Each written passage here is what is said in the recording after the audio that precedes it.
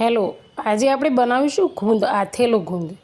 હવે જનરલી એવું છે કે ગુંદ બધા અલગ અલગ રીતે બનાવતા હોય છે, પણ એકચ્યુઅલી આપણે બહેનો માટે છે ને કે આથેલો ગુંદ વધારે સારો.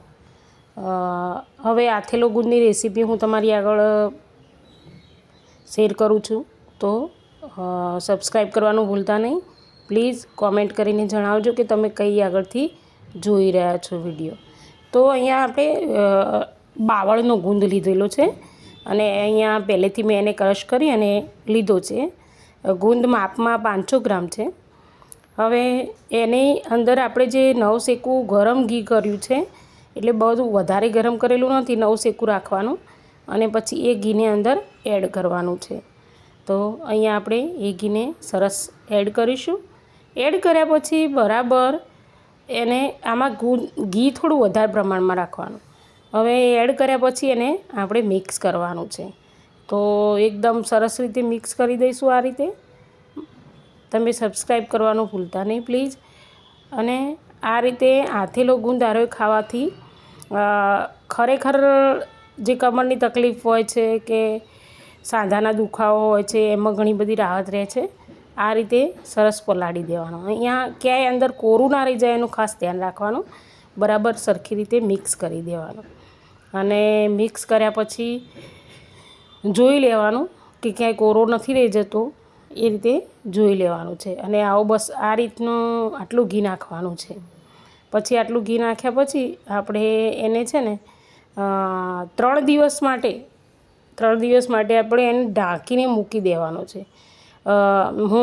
આપણે એક ડબ્બામાં કાઢી લેવાનો અને ડબ્બામાં કાઢીને ફ્રીજમાં કે ક્યાંય નથી મૂકવાનો, બસ બહાર જ સામાન્ય હવામાનમાં જ મૂકવાનો છે. અને 3 દિવસ પછી એને ખોલવાનો છે. એટલે આવી રીતે સરસ મજાનો થઈ જાય એટલે તમારે એક ડબ્બામાં કાઢી અને 3 દિવસ માટે આપણે એને મૂકી દઈશું. તો એ મૂક્યા પછી આપણે આથવાનું છે એને.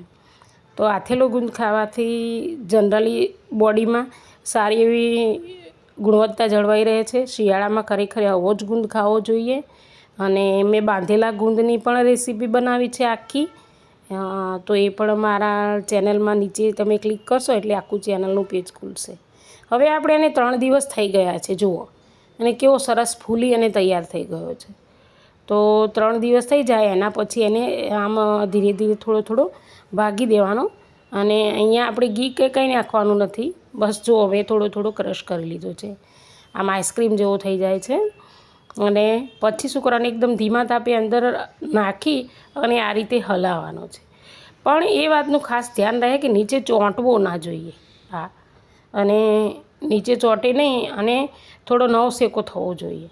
બહુ વધારે ગરમ કરી દેવાનો નથી, નહીંતર તો એનો આમ અંદર ચોંટી જશે. એમ ગુંદ છે એટલે હલાવવાની ઝડપ રાખવાની અને નીચે ચોંટે ના એનું પણ ધ્યાન રાખવાનું અને નવશેકો થવા દેવાનો. ત્યારબાદ આપણે એક તપેલીમાં કાઢી લેવાનો. એના એ વાસણમાં રાખવાનો નથી, કારણ કે એ વાસણ ગરમ હોય એટલે નીચે ચીપકી જાય છે. અથવા તો પછી તમારે જે ડબ્બામાં ખાવાનો એ ડબ્બામાં ભરી દેવાનો, રોજ ખાવાનો.